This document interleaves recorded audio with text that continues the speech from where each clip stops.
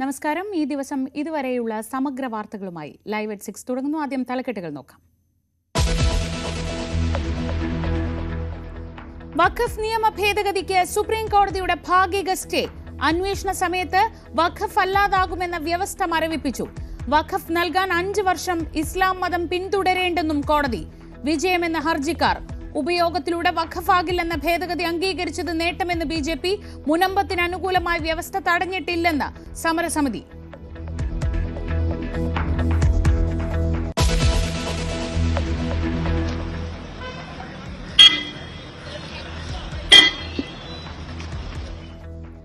ആരോപണ കോലാഹലങ്ങൾക്കിടെ രാഹുൽ മാങ്കൂട്ടത്തിൽ നിയമസഭയിലെത്തി.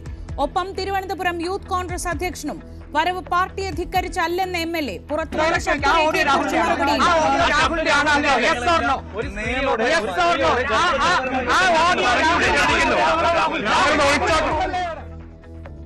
കാറ് തടഞ്ഞ് SFI പ്രവർത്തകർ.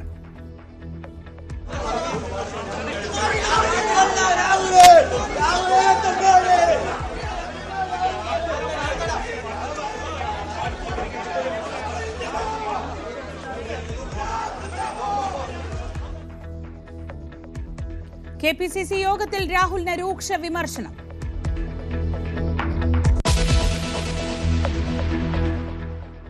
ശബരിമലയിലെ സ്വർണ്ണപ്പാളി ഇളക്കിയതിൽ വീണ്ടും ചോദ്യങ്ങളുമായി ഹൈക്കോടതി.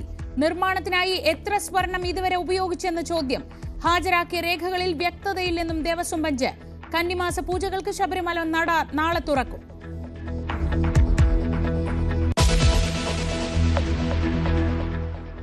കിളിമാനൂരിൽ വയോധികനെ വാഹനമിടിപ്പിച്ച് കൊലപ്പെടുത്തിയ കേസിൽ പാറശാല SHOക്കെതിരെ നടപടി. അനിൽകുമാറിനെ സസ്പെൻഡ് ചെയ്തു. പ്രതി ഒളിവിൽ. പത്തനംതിട്ട ഹണി ട്രാപ്പ് കേസിൽ കൂടുതൽ ഇരകളെന്ന് സംശയം. അന്വേഷണം വ്യാപിപ്പിച്ച് പോലീസ്.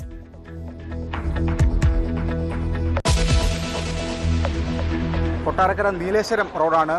SNDP ഗുരുവന്ദരത്തിന് സമീപത്ത് വെച്ചായിരുന്നു അപകടമുണ്ടായത്. 2 ബൈക്കുകൾ തമ്മിൽ കൂട്ടിയിടിക്കുകയായിരുന്നു. ഒരു ബൈക്കിൽ 3 പേരും മറ്റേ ബൈക്കിൽ ഓടിച്ചിരുന്ന ആളുമാണ് അപകടത്തിൽപ്പെട്ടത്. കൊട്ടാരക്കരയിൽ ബൈക്ക് അപകടത്തിൽ 3 മരണം. കൊല്ലം നിലമേലിൽ സ്കൂൾ ബസ് മറിഞ്ഞു. തിരുവനന്തപുരം മാറനല്ലൂരിൽ സ്കൂൾ ബസ്സിനടിയിലേക്ക് ബൈക്ക് ഇടിച്ചു കയറി. വെമ്പായത്ത് കാർ മരത്തിൽ ഇടിച്ചും അപകടം.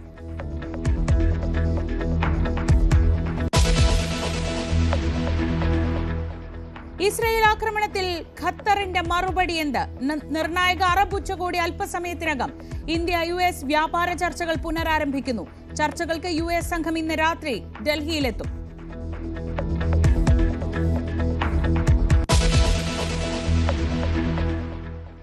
വഖഫ് ഭേദഗതി നിയമത്തിന് ഭാഗിക സ്റ്റേ അനുവദിച്ച് സുപ്രീം കോടതി. വഖഫ് നൽകാൻ 5 വർഷം ഇസ്ലാം മതം പിന്തുടരണം. തർക്കഭൂമിക്ക് വഖഫ് പദവി നഷ്ടമാകുമെന്നതടക്കമുള്ള വിവാദ വ്യവസ്ഥകൾക്കാണ് സ്റ്റേ. വഖഫ് ബോർഡുകളിൽ അമുസ്ലിങ്ങളുടെ എണ്ണം 3-ൽ കൂടുതലാകരുതെന്നും കോടതി നിർദ്ദേശിച്ചു. സുപ്രീം കോടതിയിൽ നമുക്ക് ഒരിക്കലും വിശ്വാസം പോയിട്ടുണ്ടായിരുന്നില്ല. സുപ്രീം കോടതിയിലെ വിശ്വാസം എപ്പോഴും ഉണ്ടായിരുന്നു. നിയമം നോക്കിയിട്ടാണല്ലോ സുപ്രീം കോടതി ചെയ്യുന്നത്. നിയമം നോക്കിയത് ഭരണഘടനാ വിരുദ്ധമായിട്ടുള്ള നിയമമാണെന്ന് പ്രഥമ ദൃഷ്ട്യാ തന്നെ സുപ്രീം കോടതിക്ക് ബോധ്യപ്പെട്ടതിന്റെ അടിസ്ഥാനത്തിലാണ് ഇന്നത്തെ ഈ വിധി വന്നിരിക്കുന്നത്. എല്ലാം പരിഹാരമെന്നല്ല, പക്ഷേ ഈ അന്തിമ വിധി വരെയും ഉള്ള ഒരു സ്റ്റോപ്പ് ഗ്യാപ്പ് അറേഞ്ച്മെന്റ് എന്നുള്ള രീതിയിൽ നമുക്കൊരു ആശ്വാസമാണ് എന്നാണ് ഞാനിപ്പോൾ വിധിന്യായം വായിച്ചു കേട്ടതിന്റെ അടിസ്ഥാനത്തിൽ എനിക്ക് പറയാനുള്ളത്. ഇനി വിധിന്യായം പഠിച്ചതിന് ശേഷം നമുക്കൊന്ന് പറയാൻ പറ്റുള്ളൂ. വിശദാംശങ്ങൾ ER രാഗേഷ് ന്യൂസ് ഡെസ്കിൽ നിന്ന് നൽകും. ഹർജിക്കാരെ സംബന്ധിച്ച് നേട്ടമാണ്, ആശ്വാസമാണ് ഇപ്പോൾ സുപ്രീം കോടതിയുടെ ഇടപെടൽ എന്ന് തീർച്ചയായും പറയാം. കാരണം പ്രധാനപ്പെട്ട അല്ലെങ്കിൽ വിവാദ വ്യവസ്ഥകളിലാണ് സുപ്രീം കോടതിയുടെ ഇടപെടൽ ഉണ്ടായിരിക്കുന്നത്, സ്റ്റേ ഉണ്ടായിരിക്കുന്നത്. ചീഫ് ജസ്റ്റിസ് അധ്യക്ഷനായ ബെഞ്ചാണ് ഇത്തരമൊരു നിർണായകമായ സ്റ്റേ അനുവദിച്ചിരിക്കുന്നത്. അതിൽ തന്നെ ഏറ്റവും പ്രധാനപ്പെട്ടത് വഖഫ് സമർപ്പണവുമായി ബന്ധപ്പെട്ടുകൊണ്ടായിരുന്നു. അതായത് 5 വർഷം ഇസ്ലാം അനുഷ്ഠിച്ച ആൾക്ക് മാത്രമേ വഖഫ് നൽകാൻ കഴിയൂ എന്നായിരുന്നു നിയമത്തിലെ വ്യവസ്ഥ. അതിനെ ഹർജിക്കാർ ചോദ്യം ചെയ്തിരുന്നു. അതിൽ ഏതായാലും സുപ്രീം കോടതി ഇപ്പോൾ സ്റ്റേ അനുവദിച്ചിരിക്കുകയാണ്. കാരണം സുപ്രീം കോടതി ചൂണ്ടിക്കാണിച്ചിരിക്കുന്ന പ്രധാനപ്പെട്ട കാര്യം ഏകപക്ഷീയമായി ഇത്തരത്തിൽ അധികാരം പ്രയോഗിക്കുന്നത് അത് അനുവദിക്കാൻ കഴിയില്ല എന്നടക്കമുള്ള വിലയിരുത്തൽ കോടതിയുടെ ഭാഗത്ത് നിന്ന് ഇപ്പോൾ ഉണ്ടായിരിക്കുന്നതെന്നാണ് ഏറ്റവും പ്രധാനപ്പെട്ട കാര്യം. ഹർജിക്കാർ അവരുടെ ആവശ്യമായി അല്ലെങ്കിൽ ചൂണ്ടിക്കാണിച്ചിരുന്ന പ്രധാനപ്പെട്ട വിയോജിപ്പ് ഈ വിഷയത്തിൽ തന്നെയായിരുന്നു എന്നാണ് ഏറ്റവും പ്രധാനപ്പെട്ടത്. രണ്ടാമത്തെ കാര്യം വഖഫ് സ്വത്ത് തർക്കവുമായി ബന്ധപ്പെട്ട കാര്യമാണ്. കാരണം സ്വത്ത് ഏതെങ്കിലും ഭൂമിയുടെ കാര്യത്തിൽ തർക്കം വരികയും അതിൽ അന്വേഷണം തുടങ്ങിക്കഴിഞ്ഞാൽ അതിൻ്റെ വഖഫ് പദവി നഷ്ടമാകും എന്നായിരുന്നു ബില്ലിലെ വ്യവസ്ഥ. അതിൽ കോടതിയുടെ ഇടപെടൽ ഉണ്ടായിരിക്കുന്നു, കോടതി സ്റ്റേ അനുവദിച്ചിരിക്കുന്നു. ഒപ്പം തന്നെ കളക്ടർമാർക്ക് അധികാരം നൽകിയതിലും കടുത്ത വിയോജിപ്പ് സുപ്രീം കോടതി ഇപ്പോൾ രേഖപ്പെടുത്തിയിരിക്കുകയാണ്. കാരണം വ്യക്തിപരമായ അവകാശങ്ങളിൽ ഇടപെടാൻ കളക്ടർമാർക്ക് അനുവാദമില്ല എന്ന നിരീക്ഷണമാണ് ഇപ്പോൾ കോടതി നടത്തിയിരിക്കുന്നത്. അങ്ങനെ രണ്ട് കാര്യത്തിൽ ഇടപെടൽ വന്നിരിക്കുന്നു. മൂന്നാമതായി തന്നെ സുപ്രധാനമായ ഒരു ഇടപെടൽ കൂടി കോടതിയുടെ ഭാഗത്തുനിന്ന് ഉണ്ടായിരിക്കുന്നു. അത് അമുസ്ലിങ്ങളായ അംഗങ്ങളുടെ പ്രാതിനിധ്യം സംബന്ധിച്ച കാര്യങ്ങളിലാണ്. കാരണം ഈ ബില്ലിൽ വ്യവസ്ഥ ചെയ്തിരുന്നത് വഖഫ് ബോർഡുകളിൽ ചുരുങ്ങിയത് 2 അംഗങ്ങൾ അമുസ്ലിങ്ങളാകാമെന്നായിരുന്നു. അത് ചുരുങ്ങിയത് എന്നാണ് ബില്ലിൽ വ്യവസ്ഥ ചെയ്തിരുന്നത്. കോടതി അതിൽ ഒരു തീർപ്പുണ്ടാക്കിയിരിക്കുന്നു, അല്ലെങ്കിൽ നിർദ്ദേശം നൽകിയിരിക്കുന്നു. കോടതി ചൂണ്ടിക്കാണിക്കുന്ന പ്രധാനപ്പെട്ട കാര്യം സംസ്ഥാന വഖഫ് ബോർഡുകളിൽ പരമാവധി 3 എന്നാക്കി, മിനിമം എന്നുള്ളത് മാറ്റി പരമാവധി മാക്സിമം 3 എന്ന നിലയിലേക്ക് ഇപ്പോൾ കോടതി നിർദ്ദേശം നൽകിയിരിക്കുകയാണ്.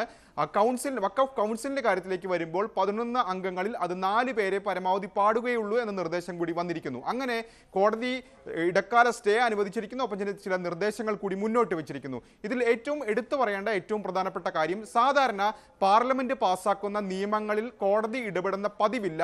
മുൻപ് നമുക്കിതിന് ഉദാഹരണങ്ങളുണ്ട്. ജമ്മു കശ്മീരിന് പ്രത്യേക അധികാരം എടുത്ത് കളഞ്ഞ കേസിലായാലും CAA അടക്കമുള്ള കേസിലാണെങ്കിൽ പോലും കോടതി അത്തരത്തിൽ നിയമനിർമ്മാണങ്ങളിൽ പാർലമെന്റിന്റെ അധികാരത്തിൽ ഇടപെടാറില്ല. പക്ഷേ ഇപ്പോൾ അനിവാര്യമാണ് എന്ന് കണ്ടെത്തിക്കൊണ്ട് തന്നെയാണ് ഇത്തരമൊരു ഇടക്കാല സ്റ്റേ അനുവദിക്കാൻ സുപ്രീം കോടതി തയ്യാറായിരിക്കുന്നത്. രാകേഷാണ് വിവരങ്ങൾ നൽകിയത്. വഖഫ് നിയമത്തിലെ സെക്ഷൻ 2A സ്റ്റേ ഇല്ലാത്തത് ആശ്വാസകരമെന്ന് മുനമ്പം സമരസമിതി. വിധി മുനമ്പം ജനതയ്ക്ക് പ്രശ്നമല്ല. കേരള വഖഫ് ബോർഡ് നിയമവിരുദ്ധമായി പ്രവർത്തിച്ചു എന്നതാണ് മുനമ്പം ജനതയുടെ നിലപാട്. പ്രശ്നപരിഹാരത്തിന് സംസ്ഥാന സർക്കാരിന് സാധിക്കുമെന്നും സമരസമിതി പറഞ്ഞു. ട്രസ്റ്റുകൾ, സൊസൈറ്റി എന്നിവയ്ക്ക് കൈമാറി കിട്ടുന്ന ഭൂമി വഖഫ് നിയമത്തിൽ ഉൾപ്പെടില്ല എന്നതാണ് ഭേദഗതി നിയമത്തിലെ സെക്ഷൻ 2A വ്യവസ്ഥ.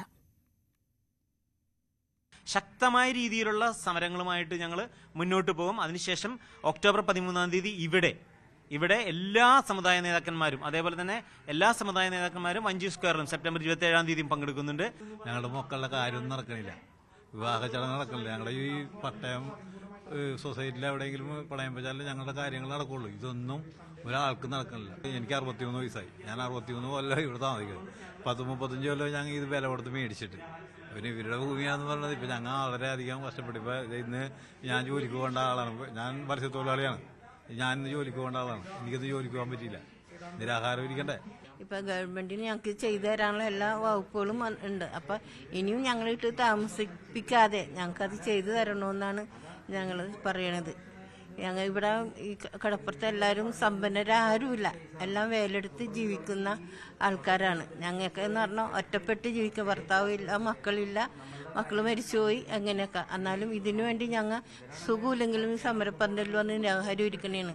ഞങ്ങളുടെ കണ്ണീര് സർക്കാർ കണ്ട് ഞങ്ങളുടെ കാര്യത്തിന് എളുപ്പം ഒരു നടപടി എടുത്ത് തരണമെന്ന് അപേക്ഷിക്കുകയാണ്. അനധികൃതമായിട്ട് ഇവരെഴുതിയെടുത്തിരിക്കുന്നത് ശരിയല്ല എന്ന് തന്നെ സുപ്രീം കോടതിയും അസന്നിഗ്ധമായി പറഞ്ഞതുകൊണ്ട് സ്റ്റേറ്റ് ഗവൺമെൻറ്റിന് ഇനി ഒളിച്ചോടാൻ സാധിക്കില്ല.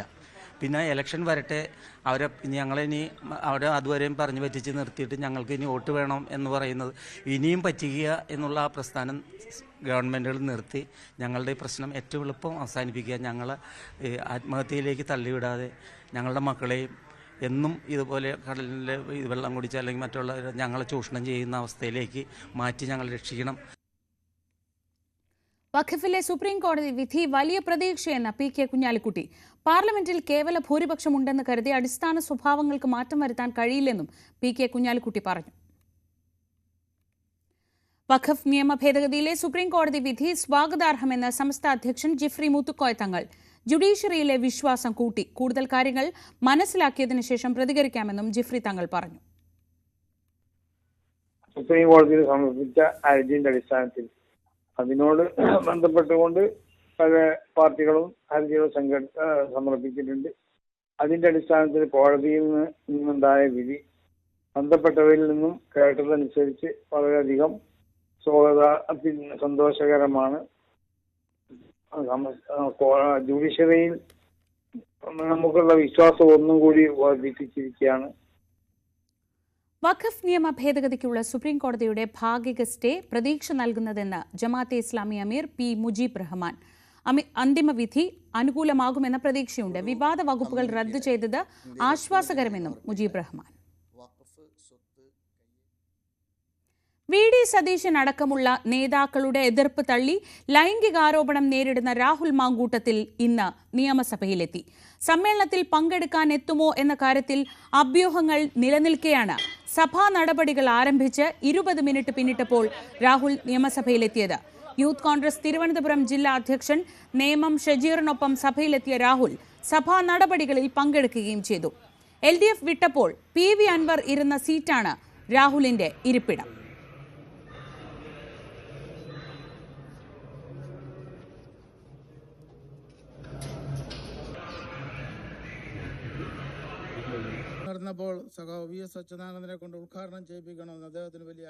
പിന്നീട് സഭയിൽ നിന്നിറങ്ങി മാധ്യമങ്ങളെ കണ്ട രാഹുൽ പാർട്ടിയെ ധിക്കരിച്ചല്ല സഭയിലെത്തിയതെന്നും താൻ എന്നും പാർട്ടിക്ക് വിധേയനെന്നും പ്രതികരിച്ചു. എന്നാൽ പുറത്തു വന്ന ശബ്ദരേഖ രാഹുൽ നിഷേധിച്ചില്ല.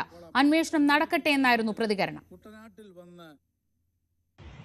ഏതെങ്കിലും കാലത്ത് പാർട്ടി അനുകൂലമായതോ വ്യക്തിപരമായി പ്രതികൂലമായതോ തീരുമാനം എടുക്കുമ്പോൾ ആ തീരുമാനത്തെ ധിക്കരിക്കുവാനോ ലംഘിക്കുവാനോ ഒരു കാലത്തും ശ്രമിച്ചിട്ടുള്ള ഒരു കോൺഗ്രസിന്റെ പ്രവർത്തകനല്ല ഞാൻ. അപ്പം ഇപ്പോഴും സസ്പെൻഷനിലാണെന്ന് പറഞ്ഞാലും ഞാൻ പരിപൂർണമായി പാർട്ടിക്ക് വിധേയനായി മാത്രം പ്രവർത്തിക്കുന്ന ഒരാളാണ്. മറ്റൊരു വാർത്ത വന്നത്, ഞാൻ ഇന്ന് ഏതൊക്കെയോ നേതാക്കന്മാരെ കാണാൻ ശ്രമിച്ചു, അവരാരും കാണാൻ സമ്മതിച്ചില്ല.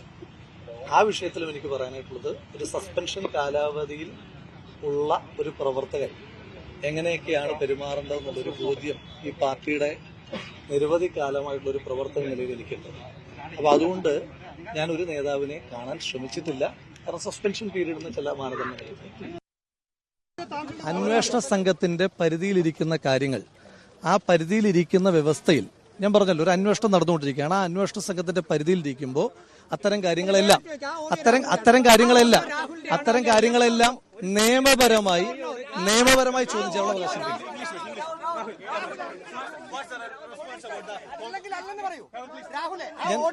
ഞാൻ പറഞ്ഞല്ലോ, അന്വേഷണത്തെ പരിധിയിലിരിക്കുന്ന കാര്യങ്ങൾ ഞാൻ നിയമപരമായി ചോദ്യം ചെയ്യും.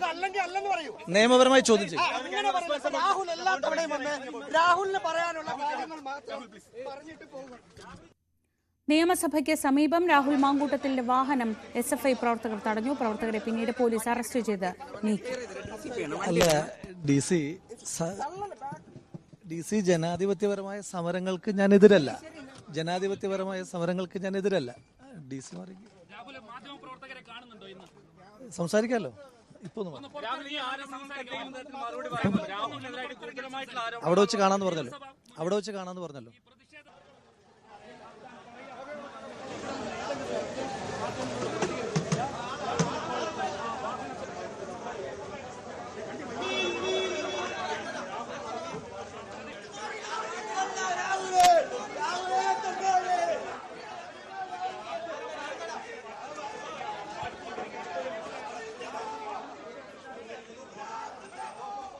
വിശദാംശങ്ങൾ ഡാൻ കുര്യൻ നൽകും.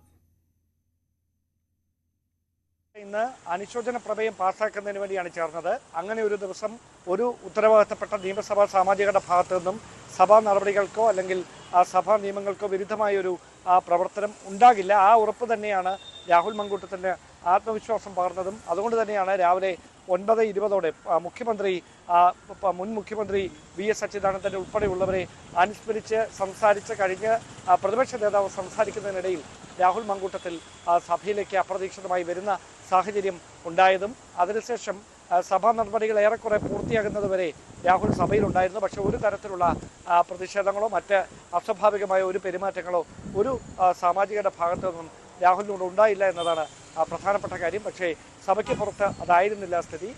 ഇടത് യുവജന സംഘടനകളുടെ നേതൃത്വത്തിലടക്കം SFI ഉൾപ്പെടെ രാഹുൽ മാങ്കൂട്ടത്തിനെ വഴിയിൽ തടഞ്ഞ് പ്രതിഷേധിക്കുന്ന സാഹചര്യമാണ് ബേക്കർ ജംഗ്ഷന് സമീപത്ത് വെച്ച് ഉണ്ടായത്. സമാനമായ പ്രതിഷേധങ്ങൾ വരും ദിവസങ്ങളിലും പുറത്ത് ഉണ്ടാകാൻ തന്നെയാണ് സാധ്യത. രാഹുലിനൊപ്പം യൂത്ത് കോൺഗ്രസ് ജില്ലാ പ്രസിഡന്റ് സഭയിലെത്തിയതിൽ കടുത്ത വിമർശനം ഉന്നയിക്കുകയാണ് ഒരു വിഭാഗം നേതാക്കൾ.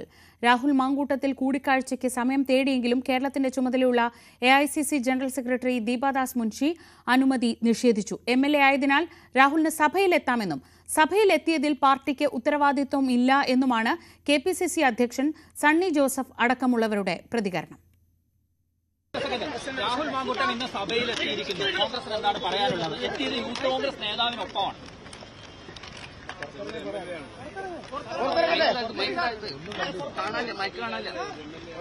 അല്ല,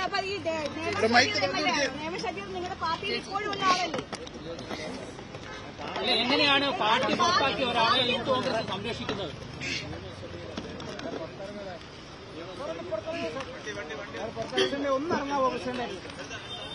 ഈ പാർട്ടി സസ്പെൻഡ് ചെയ്ത ഒരാൾക്കൊപ്പം യൂത്ത് കോൺഗ്രസ് നേതാവ് എങ്ങനെ വരും പ്രസിഡന്റ്?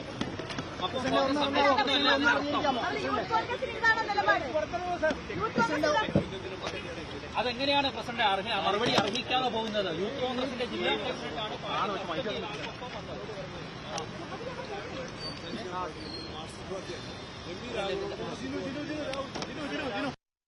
പാർട്ടിയിൽ നിന്ന് മാറ്റി നിർത്തിയ ഒരാള് അദ്ദേഹം സഭയിൽ വരുന്നതിനെ കുറിച്ച് പാർട്ടിക്ക് അന്വേഷിക്കേണ്ട കാര്യമില്ല. കാരണം പാർട്ടിയുടെ ചട്ടക്കൂടിലല്ല അദ്ദേഹം. പാർട്ടി ഇന്ന് അദ്ദേഹത്തിനെ മാറ്റി നിർത്തിയിരിക്കുക. അത് ആ തീരുമാനം നിലനിൽക്കുന്നു. ആ നിലയ്ക്ക് ഒരു നിയമസഭാ സാമാജിക എന്ന നിലയ്ക്ക് അദ്ദേഹത്തിന് പങ്കെടുക്കാതിരിക്കുകയും ചെയ്യുന്നത് അദ്ദേഹത്തിന്റെ ഉത്തരവാദിത്വം. പക്ഷെ അത് സംബന്ധിച്ച് യാതൊരു കാര്യത്തിലും പാർട്ടിക്ക് ഉത്തരവാദിത്വമില്ല. പാർട്ടിക്ക് ഈ കാര്യത്തിൽ ഉത്തരവാദിത്വമില്ല. അദ്ദേഹം ഇപ്പൊ പാർട്ടിക്ക് പുറത്താണ്, സഭയിൽ പ്രത്യേക ബ്ലോക്കാണ്. പിന്നെ നിയമസഭാ സാമാജികനെ തടയാൻ പാർട്ടിക്ക് ഇന്നത്തെ സാഹചര്യത്തിൽ കഴിയില്ല. അതുകൊണ്ട് അദ്ദേഹം പങ്കെടുക്കാതിരിക്കുകയും ചെയ്യട്ടെ. അത് പാർട്ടി ചർച്ച ചെയ്യേണ്ട വിഷയമല്ല. ഒരു പ്രതിരോധത്തിൽ അവരെ പാർട്ടിയുടെ സ്റ്റാൻഡ് എടുത്തു കഴിഞ്ഞു. ആ സ്റ്റാൻഡിൽ ഉറച്ചുകൊണ്ട് തന്നെ ഭരണകക്ഷിയുടെ തെറ്റുകൾ ചൂണ്ടിക്കാണിച്ചുകൊണ്ട് ശക്തമായി ഞങ്ങൾ നിയമസഭയിൽ പോരാടും. അതിന് രാഹുൽ മാങ്കൂട്ടത്തിൽ വന്നാലും വന്നില്ലെങ്കിൽ അത് ഞങ്ങളുടെ ഒരു വിഷയമല്ല. അതിപ്പോ ഞങ്ങളോടൊപ്പം ഇല്ല. കോൺഗ്രസ് പാർട്ടിയിൽ രാഹുൽ മാങ്കൂട്ടം ഇല്ല. പാർലമെന്ററി പാർട്ടിയിൽ നിന്ന് അദ്ദേഹത്തെ മാറ്റി നിർത്തിയിരിക്കുകയാണ്. യൂത്ത് കോൺഗ്രസ് സംസ്ഥാന പ്രസിഡന്റ് സ്ഥാനം അദ്ദേഹം ഒഴിഞ്ഞിരിക്കുന്നു. ഈ സാഹചര്യത്തിൽ രാഹുൽ മാങ്കൂട്ടത്തിനെ കുറിച്ചുള്ള ഏത് ചോദ്യത്തിനും ഉത്തരം പറയാൻ നമ്മൾ ബാധ്യസ്ഥമല്ല. അദ്ദേഹം കാരണം എന്ന് വെച്ചാൽ അദ്ദേഹം ഇപ്പോൾ പാർലമെന്റ് പാർട്ടിയിലെ അംഗമല്ല. അദ്ദേഹം നിയമസഭയിൽ പങ്കെടുക്കുകയോ പങ്കെടുക്കാതിരിക്കുന്നോ ചെയ്യുന്നതിനെ സംബന്ധിച്ച് കോൺഗ്രസ് പാർട്ടിക്ക് അതിനകത്ത് എന്ത് അഭിപ്രായം പറയാനുള്ളത്? പാർട്ടിയുടെ ഒരു MLA ആയിരുന്നുവെങ്കിൽ അഭിപ്രായം പറയാമായിരുന്നു. ഇപ്പോൾ അദ്ദേഹം കോൺഗ്രസ് പാർലമെന്ററി പാർട്ടിയിൽ ഇല്ല എന്നുള്ളത് കൊണ്ട് തന്നെ അക്കാര്യത്തിൽ മറുപടി പറയാൻ എങ്ങനെ മറുപടി പറയാൻ കഴിയും? ആ ചോദ്യത്തിന് സഭയിലേക്ക് എത്തിയത് ഈ തിരുവനന്തപുരം യൂത്ത് കോൺഗ്രസ് ജില്ലാ പ്രസിഡന്റ് ഉൾപ്പെടെയുള്ള ആളുകൾ വാഹനത്തിൽ സുരക്ഷിതമായിട്ടാണ് കൊണ്ടെത്തിച്ചിരിക്കുന്നത്. ഞാൻ കോൺഗ്രസിന്റെ കാര്യം പറഞ്ഞത്. യൂത്ത് കോൺഗ്രസിന്റെ കാര്യം പറയേണ്ടത് യൂത്ത് കോൺഗ്രസ്. ഒരു MLA എന്ന നിലയ്ക്ക് ഇതിനു മുമ്പും ആരോപണ വിധേയരായ എല്ലാവരും സഭയിലുണ്ടല്ലോ. എല്ലാവരെയും നിങ്ങൾക്കറിയാമല്ലോ, ഞാൻ പേരെടുത്ത് പറയേണ്ട കാര്യമില്ല. അപ്പൊ അവരൊക്കെ മാന്യന്മാരായി ജനാധിപത്യത്തിന്റെ ശ്രീകോവിലായി നിയമസഭയ്ക്ക് എത്തിയിരിക്കുന്നു. ഇയാളും അതുപോലെ തെരഞ്ഞെടുക്കപ്പെട്ട ഒരു MLA ആണ്. ഇയാളുടെ പേരിൽ പാർട്ടി നടപടി എടുത്തിട്ടുണ്ട്. പാർട്ടിയുടെ MLA ആയിട്ട് അയാൾക്ക് അകത്തിരിക്കാൻ പറ്റില്ല. അതേസമയം MLA എന്ന അധികാരം ഉപയോഗിച്ച് അദ്ദേഹത്തിന് അകത്തിരിക്കാനുള്ള എല്ലാ അവകാശവും ഉണ്ടെന്ന് സ്പീക്കറാണ് പറഞ്ഞത്. സ്പീക്കർ പറഞ്ഞത് അക്ഷരപ്രതി ശരിയാണ്. ആ സ്പീക്കറുടെ ഒരു MLAക്ക് കൊടുക്കുന്ന അവകാശം ഉപയോഗിച്ചുകൊണ്ടാണ് അയാൾ. രാഹുലിനെ സംബന്ധിച്ച കാര്യങ്ങളിൽ സംഘടനാപരമായ നടപടിയെടുക്കുന്നത് ഏതെങ്കിലും ഒരു വ്യക്തിയല്ല. കേരളത്തിലെയും ഡൽഹിയിലെയും നേതൃത്വങ്ങൾ കൂട്ടായിട്ട് ആലോചിച്ചിട്ടാണ് അദ്ദേഹത്തിന്റെ യൂത്ത് കോൺഗ്രസ് പ്രസിഡന്റ് സ്ഥാനം രാജിവെക്കാൻ ആവശ്യപ്പെട്ടു. അദ്ദേഹത്തെ പാർട്ടിയിൽ നിന്ന് പുറത്താക്കിയത്. അതിനകത്ത് ഒരു വേറിട്ട ശബ്ദമുണ്ടെന്ന് ഞാൻ വിചാരിക്കുന്നില്ല. അതൊക്കെ വെറും ഊഹാഭോഗങ്ങളാണ്. പാർട്ടി ഇക്കാര്യത്തിൽ ഒറ്റക്കെട്ടായി ഒരു തീരുമാനമെടുത്തിട്ടുണ്ട്. ആ തീരുമാനത്തിൽ നിന്ന് പാർട്ടി പുറകോട്ട് പോയിട്ടില്ല. KPCC ഭാരവാഹി യോഗത്തിൽ രാഹുൽ മാങ്കൂട്ടത്തിനെതിരെ രൂക്ഷ വിമർശനം. രാഹുലിനെതിരെ നടപടിയെടുക്കാൻ നിർബന്ധിതമായത് ആരോപണങ്ങൾ ബോധ്യപ്പെട്ടതിന്റെ അടിസ്ഥാനത്തിലെന്ന് പ്രതിപക്ഷ നേതാവും രമേശ് ചെന്നിത്തലയും യോഗത്തിൽ വ്യക്തമാക്കി. യൂത്ത് കോൺഗ്രസ് ജില്ലാ അധ്യക്ഷൻ രാഹുൽ മാങ്കൂട്ടത്തിനൊപ്പം സഭയിലെത്തിയതിനെക്കുറിച്ചും വിമർശനങ്ങളുണ്ടായി. ഡിജിറ്റൽ മീഡിയ സെല്ലുമായി ബന്ധപ്പെട്ട് ഉയർന്ന വിവാദങ്ങൾ അന്വേഷിക്കാൻ VT ബൽറാമിനെ KPCC ഭാരവാഹി യോഗം ചുമതലപ്പെടുത്തി. ഡാൻ കുര്യൻ തയ്യാറാക്കിയ റിപ്പോർട്ട് കാണാം. കേരളത്തിന് ചുമതലയുള്ള AICC ജനറൽ സെക്രട്ടറി ദീപാദാസ് മുൻഷിയുടെ നേതൃത്വത്തിൽ ചേർന്ന KPCC ഭാരവാഹി യോഗത്തിൽ രാഹുൽ മാങ്കൂട്ടത്തിനെതിരെ രൂക്ഷമായ വിമർശനമാണ് ഉയർന്നത്. ഉയർന്നു വന്ന ആരോപണങ്ങളിലെ ബോധ്യത്തിന്റെ അടിസ്ഥാനത്തിലാണ് അടിയന്തരമായി നടപടിയെടുക്കാൻ പാർട്ടി നിർബന്ധിതമായതെന്ന് പ്രതിപക്ഷ നേതാവ് വി ഡി സതീശനും അതോടൊപ്പം രമേശ് ചെന്നിത്തല ഉൾപ്പെടെയുള്ള നേതാക്കളും ആവർത്തിച്ചു. അതേസമയം KPCC അധ്യക്ഷൻ സണ്ണി ജോസഫ് ഇതുമായി ബന്ധപ്പെട്ട നിലപാട് മയപ്പെടുത്തിയോ എന്ന് സംശയമുണ്ട് എന്ന തരത്തിലുള്ള വിമർശനങ്ങൾ ഉയർന്നു. പക്ഷേ അദ്ദേഹം അതിന് കൃത്യമായ മറുപടിയാണ് നൽകിയത്. താൻ നിലപാട് വ്യക്തമാക്കിയിട്ടുണ്ട്, അതിൽ ഒരു അവ്യക്തതയും ഉണ്ടായിട്ടില്ല എന്ന് സണ്ണി ജോസഫ് മറുപടി പറഞ്ഞു. അതോടൊപ്പം ഏറ്റവും പ്രധാനപ്പെട്ട കാര്യം, ഡിജിറ്റൽ മീഡിയ സെല്ലുമായി ബന്ധപ്പെട്ട ഏതാനും ആഴ്ചകളായി വലിയ തരത്തിൽ വിമർശനങ്ങൾ ഉയർന്നുകൊണ്ടിരിക്കുകയാണ്. മുതിർന്ന കോൺഗ്രസ് നേതാക്കൾക്കെതിരെ ഉൾപ്പെടെ രൂക്ഷമായ സൈബർ ആക്രമണം നടക്കുന്നതിന് പിന്നിൽ ഡിജിറ്റൽ മീഡിയ സെല്ലിലെ ചിലർക്ക് കൂടി പങ്കുണ്ട് എന്ന വിമർശനമാണ് ഉയർന്നത്. അതുകൊണ്ട് തന്നെ ഡിജിറ്റൽ മീഡിയ സെല്ലിൽ ഇരുന്നു കൊണ്ട് കോൺഗ്രസിലെ മുതിർന്ന നേതാക്കൾക്കെതിരെ ഇത്തരത്തിൽ അപകീർത്തികരമായ പരാമർശങ്ങൾ നടത്തുകയും അത് പ്രചരിപ്പിക്കുകയും ചെയ്തവരെ കണ്ടെത്താൻ പാർട്ടി ആഭ്യന്തര അന്വേഷണം നടത്തുകയാണ്. അതിന്റെ ചുമതല VT ബൽറാമിന് നൽകിക്കൊണ്ട് KPCC ഭാരവാഹി യോഗത്തിൽ തീരുമാനമായിട്ടുണ്ട്.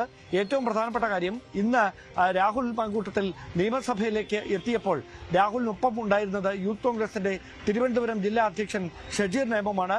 ഷജീർ രാഹുൽ മാങ്കൂട്ടത്തിനെ അനുഗമിച്ചുകൊണ്ട് സഭയിലേക്ക് എത്തിയതിനെതിരെയും ഭാരവാഹികൾ വിമർശനമുയർത്തി. പാർട്ടി സസ്പെൻഡ് ചെയ്ത ഒരാളെ പാർട്ടിയുടെ ഔദ്യോഗിക ചുമതലയിലുള്ള ഒരാൾ ഇങ്ങനെ പിന്തുണയ്ക്കുന്നത് എന്ത് സന്ദേശമാണ് നൽകുന്നത് എന്ന തരത്തിലുള്ള വിമർശനമാണ് ഉയർന്നത്. അതിന് KPCC അധ്യക്ഷൻ നൽകിയ മറുപടി, തനിക്ക് അതുമായി ബന്ധപ്പെട്ട് നടത്താനുള്ള പ്രതികരണം പരസ്യമായി തന്നെ നടത്തിയിട്ടുണ്ട്, അതിനപ്പുറത്തേക്ക് കൂടുതലൊന്നും പ്രതികരിക്കാനില്ല എന്നായിരുന്നു അദ്ദേഹത്തിന്റെ ഭാഗത്തുനിന്ന് ഇതുമായി ബന്ധപ്പെട്ട ഭാരവാഹി യോഗത്തിൽ ഉയർന്ന പ്രതികരണം. എന്തായാലും KPCC ഭാരവാഹി യോഗത്തിന്റെ പൊതുവികാരം കേരളത്തിന്റെ ചുമതലയുള്ള ദീപദാസ് മുൻഷി ഹൈക്കമാൻഡിനെ അറിയിക്കും. തുടർന്ന് ഹൈക്കമാൻഡിന്റെ കൂടി അനുമതിയോടെയാകും തുടർ നീക്കങ്ങളിലേക്ക് കടക്കുകയെന്നാണ് അറിയാൻ കഴിയുന്നത്. രാഹുൽ മാങ്കൂട്ടത്തിൽ വിഷയത്തിൽ കോൺഗ്രസ് എടുത്ത തീരുമാനമാണ് UDF ഉയർത്തിപ്പിടിക്കുകയെന്ന് PK കുഞ്ഞാലിക്കുട്ടി. UDFൽ ചർച്ചയ്ക്ക് വന്നാൽ മാത്രം നിലപാട് പറഞ്ഞാൽ മതിയാകുമെന്നും കുഞ്ഞാലിക്കുട്ടി പറഞ്ഞു. മണ്ഡലത്തിലും സജീവമാകാൻ ഒരുങ്ങുകയാണ് ലൈംഗികാരോപണത്തിൽപ്പെട്ട രാഹുൽ മാങ്കൂട്ടത്തിൽ MLA. ശനിയാഴ്ച രാഹുൽ പാലക്കാട്ട് എത്തിയേക്കും. അതേസമയം പാലക്കാട് രാഹുൽ എത്തിയാൽ തടയാനാണ് CPMന്റെയും BJPയുടെയും തീരുമാനം. 27 ദിവസത്തിനു ശേഷം മണ്ഡലത്തിലെത്താൻ തയ്യാറെടുക്കുകയാണ് രാഹുൽ മാങ്കൂട്ടത്തിൽ. ലൈംഗികാരോപണവും ഗർഭചിത്ര വിവാദവുമെല്ലാം മൂലം പൊതുപരിപാടികളിൽ നിന്ന് വിട്ടുനിൽക്കുകയായിരുന്നു രാഹുൽ. മണ്ഡലവും സന്ദർശിച്ചിട്ടില്ല. ഇന്ന് സഭയിലെത്തിയതിനു പിന്നാലെ പൊതുപരിപാടികളിൽ സജീവമാകാനാണ് രാഹുലിന്റെ തീരുമാനം. എന്നാൽ മണ്ഡലത്തിലേക്ക് രാഹുലിന്റെ വരവ് അത്ര എളുപ്പമാകില്ലെന്നാണ് CPMും BJPയും വ്യക്തമാക്കുന്നത്. പൊതുപരിപാടികളിൽ രാഹുലിനെ പങ്കെടുപ്പിക്കില്ലെന്ന നിലപാടിലാണ് ഡിവൈഎഫ്ഐ.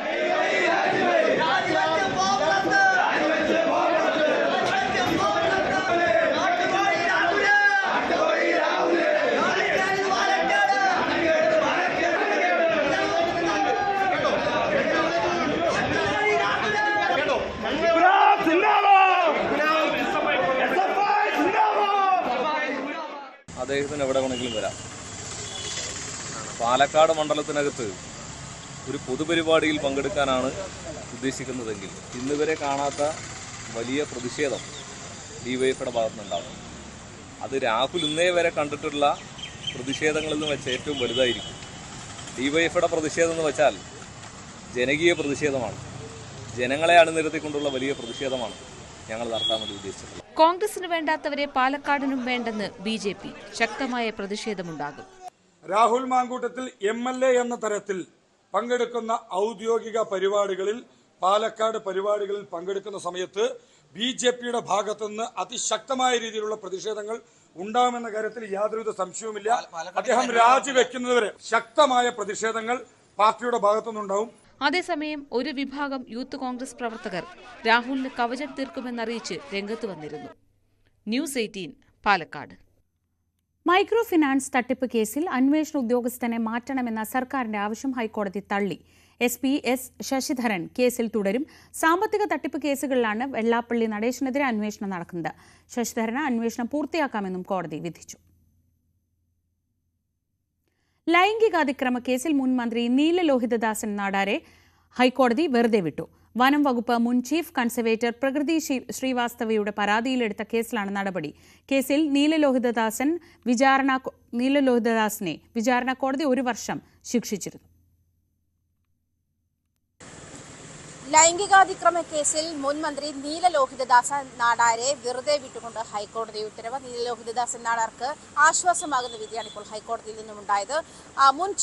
വനംവകുപ്പ് മുൻ ചീഫ് കൺസർവേറ്റർ പ്രകൃതി ശ്രീവാസ്തവ നൽകിയ ലൈംഗികാതിക്രമ പരാതിയിലാണ് ഇപ്പോൾ ഹൈക്കോടതിയുടെ വിധി വന്നിരിക്കുന്നത്.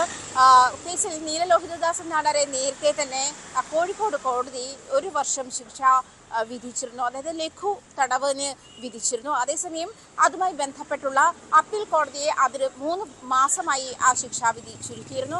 അതിനെതിരെ നൽകിയിട്ടുള്ള റിവിഷൻ ഹർജിയിലാണ് ജസ്റ്റിസ് കൗസർ എടപ്പകത്തിന്റെ വിധിയുണ്ടായിരിക്കുന്നത്. നീലലോഹിതദാസൻ നായരെ വെറുതെ വിട്ടുകൊണ്ടാണ് ഹൈക്കോടതി ഉത്തരവ്.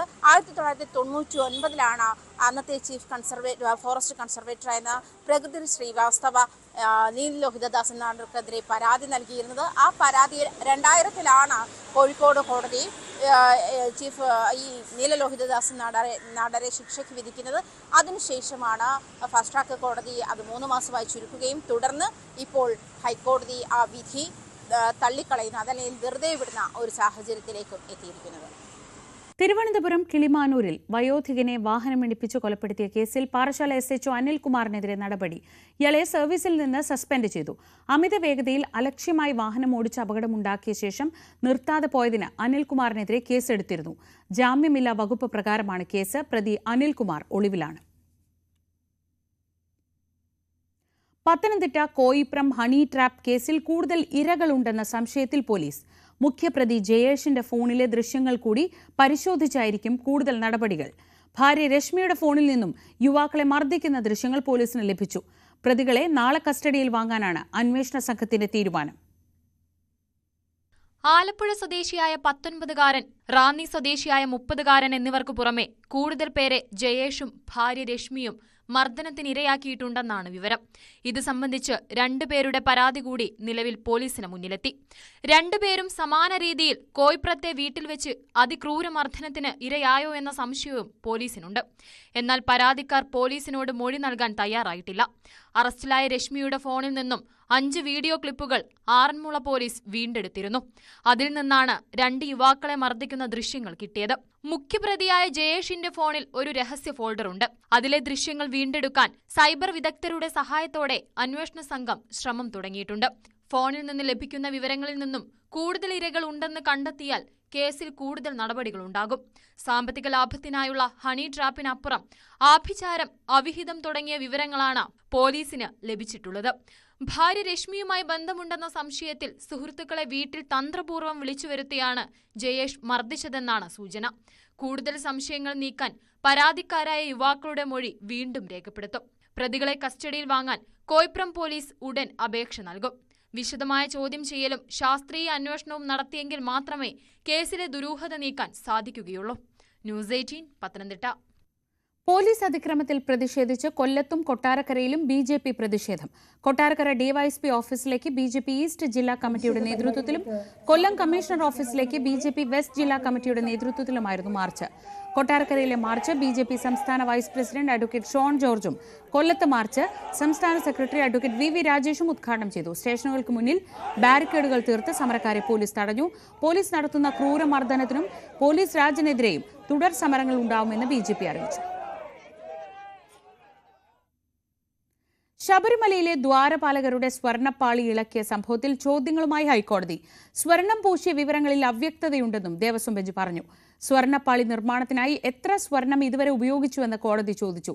സ്വർണ്ണപ്പാളി പണി പൂർത്തിയാക്കിയാൽ ഉടൻ തിരികെ എത്തിക്കണമെന്നും ദേവസ്വം ബോർഡിനോട് കോടതി നിർദ്ദേശിച്ചു. 2019 മുൻപും സ്വർണം പൂശിയിരുന്നുവെന്നും ഹൈക്കോടതി നിരീക്ഷിച്ചു.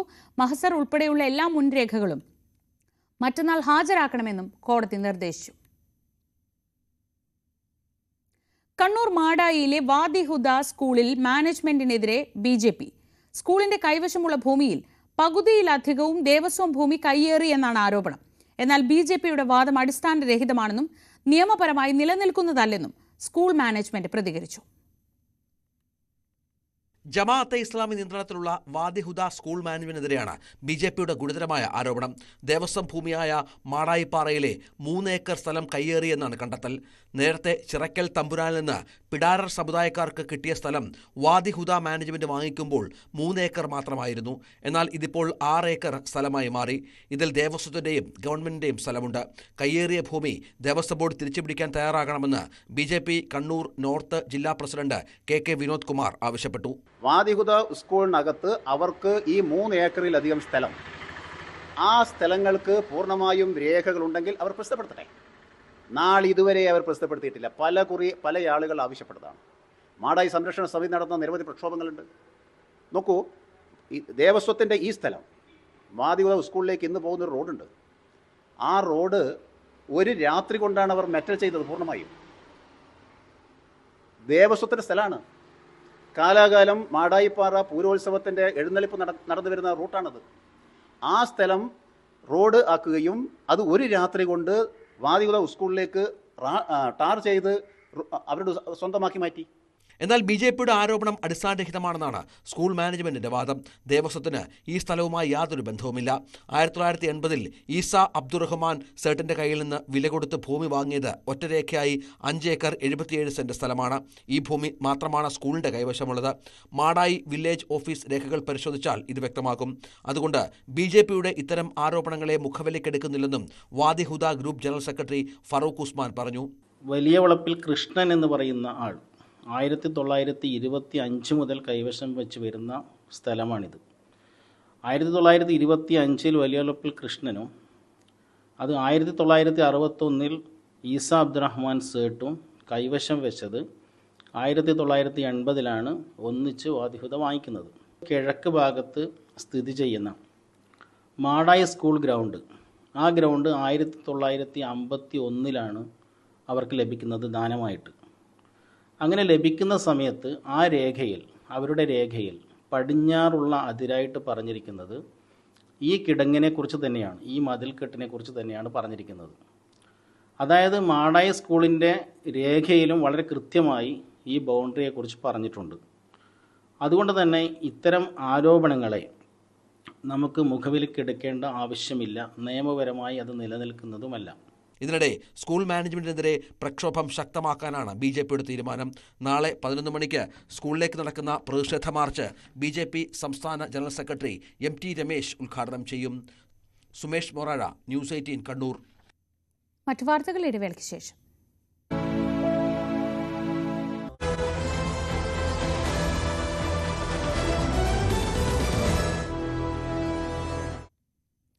ഗൾഫ് രാജ്യങ്ങളെ വീണ്ടും ആക്രമിക്കുമെന്ന ഇസ്രയേൽ പ്രധാനമന്ത്രി ബെഞ്ചമിൻ നെതന്യാഹുവിന്റെ ഭീഷണി അപകടകരമായ പ്രകോപനമെന്ന അറബ് ഇസ്ലാമിക് ഉച്ചകോടിയുടെ കരട് പ്രമേയം. വിഷയത്തിൽ ഇന്ന് സംയുക്ത നിലപാട് പ്രഖ്യാപിക്കും. ഇന്നലെ നടന്ന വിദേശമന്ത്രിമാരുടെ കൂടിക്കാഴ്ചയിൽ ഇസ്രയേലിനെതിരെ രൂക്ഷ വിമർശനമാണ് ഖത്തർ ഉന്നയിച്ചത്. ലോകരാജ്യങ്ങൾ വിഷയത്തിൽ ഇരട്ടത്താപ്പ് ഒഴിവാക്കണമെന്ന ഖത്തറിന്റെ ആവശ്യം അമേരിക്കയെ ലക്ഷ്യം വെച്ചുള്ളതായിരുന്നു.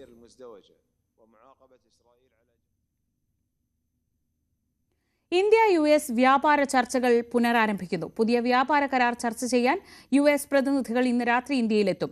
ഇന്ത്യക്ക് മേൽ 50% പിഴ തീരുവ ഈടാക്കിയതിനു ശേഷമുള്ള ആദ്യ ചർച്ചയാണ് ഇന്ന് നടക്കുന്നത്. ഇന്ത്യക്കും US-നും ഇടയിലുള്ള പ്രശ്നങ്ങളെല്ലാം മാറി മഞ്ഞുരുങ്ങുന്നതിൻ്റെ സൂചനകൾ ഏതാനും ദിവസങ്ങൾക്ക് മുൻപ് തന്നെ പ്രകടമായിരുന്നു. US പ്രസിഡന്റ് ഡൊണാൾഡ് ട്രംപ് പ്രധാനമന്ത്രി നരേന്ദ്രമോദിയെ പുകഴ്ത്തി രംഗത്തെത്തിയിരുന്നു.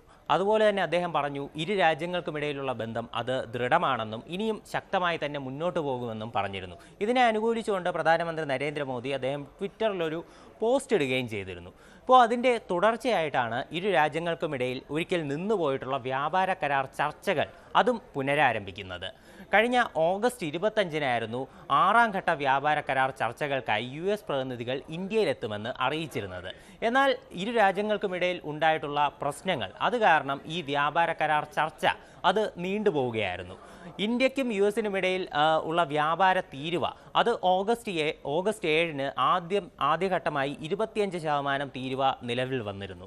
ഇതിനു പുറമെ റഷ്യയിൽ നിന്ന് ഇന്ത്യ ക്രൂഡ് ഓയിൽ ഇറക്കുമതി ചെയ്യുന്നതിൻ്റെ പേരിൽ അധികമായി ചുമത്തിയ 25% തീരുവ അത് ഓഗസ്റ്റ് അവസാനത്തോടുകൂടി നിലവിൽ വന്നിരുന്നു. ഇത്തരത്തിൽ 50% തീരുവ നിലവിൽ വന്നതിന് ശേഷം ആദ്യമായിട്ടാണ് ഇന്ത്യക്കും US-നും ഇടയിലുള്ള വ്യാപാര കരാർ ചർച്ചകൾ നടക്കുന്നത് എന്നുള്ള പ്രത്യേകതയും ഈ ഒരു ഘട്ടത്തിലുണ്ട്. ഈ വ്യാപാര കരാർ ചർച്ചകൾ നടത്തുന്നതിനായി US പ്രതിനിധികൾ ഇന്ന് രാത്രിയാണ് ഇന്ത്യയിൽ എത്തുന്നത് എന്ന് അറിയിച്ചിട്ടുണ്ട്. US-ന്റെ ഈ ഏഷ്യൻ ചർച്ചകൾ നടത്തുന്നതിലെ മുഖ്യനായിട്ടുള്ള ബ്രണ്ടൻ ലിഞ്ചാണ് ഇന്ത്യയിലെത്തുമെന്ന് അറിയിച്ചിട്ടുള്ളത്. ഇന്ന് രാത്രി അദ്ദേഹം ഇന്ത്യയിലെത്തും. നാളെ രാവിലെയോടെ വ്യാപാര കരാർ ചർച്ചകൾ പഴയതുപോലെ പുനരാരംഭിക്കും എന്നാണ് അറിയിച്ചിട്ടുള്ളത്. മുൻപ് 5 ഘട്ട ചർച്ചകൾ നടന്നിരുന്നു, എന്നാൽ 5ഉം പരാജയപ്പെട്ടിരുന്നു. ഇതിനെ തുടർന്നാണ് ഇപ്പോൾ 6ാം ഘട്ട ചർച്ചകൾ നടക്കുന്നത്. റിലയൻസ് ഫൗണ്ടേഷന്റെ വന്യജീവി സംരക്ഷണ പുനരധിവാസ കേന്ദ്രമായ വൻതാരയ്ക്കെതിരെ വൻതാരയ്ക്കെതിരെയുള്ള ആരോപണങ്ങളിൽ സുപ്രീം കോടതിയുടെ ക്ലീൻ ചിറ്റ്. വൻതാരയ്ക്കെതിരെ ഉയർന്ന ആരോപണങ്ങൾ അടിസ്ഥാനരഹിതമാണെന്നാണ് കോടതിയുടെ കണ്ടെത്തൽ. മൃഗപരിപാലനവുമായി ബന്ധപ്പെട്ട ചട്ടങ്ങൾ പാലിച്ചിട്ടുണ്ടെന്നും ജസ്റ്റിസുമാരായ പങ്കജ് മിത്തലും പ്രസന്ന ബി വരാലയും അടങ്ങുന്ന ബെഞ്ച് വ്യക്തമാക്കി. ഗുജറാത്തിലെ ജാംനഗറിൽ 3000 ഏക്കറിലായി പരന്നുകിടക്കുന്ന റിലയൻസ് ഫൗണ്ടേഷന്റെ വന്യജീവി സംരക്ഷണ പുനരധിവാസ കേന്ദ്രമാണ് വൻതാര. 2000-ലധികം സ്പീഷീസുകൾക്കും വംശനാശ ഭീഷണി നേരിടുന്ന 1.5 ലക്ഷത്തിലധികം മൃഗങ്ങൾക്കും ആവാസ വ്യവസ്ഥയൊരുക്കുന്ന പദ്ധതി അന്താരാഷ്ട്ര തലത്തിൽ തന്നെ ശ്രദ്ധ നേടിയിരുന്നു.